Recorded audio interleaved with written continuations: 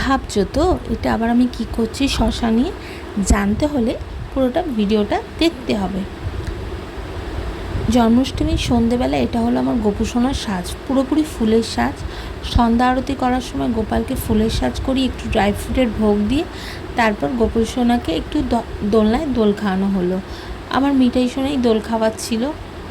খুব খুশিও গোপাল সোনার এত সাজুগুজু দেখে, এত আয়োজন দেখে। ওইদিকে আমরা ভোগ রান্না শুরু করে দিয়েছিলাম, কারণ রাত 12টার সময় গোপালের জন্মাষ্টমীর পুজো হবে। চলো এবার দেখাই আমি শশা নিয়ে কী করেছি। শশাটাকে আমি একটা রুপোর কয়েন দিয়ে মাঝখান দিয়ে চিড়ে একটা বক্স মতো করে গোপুসোনাকে তার ভিতর ঢুকিয়ে দিলাম।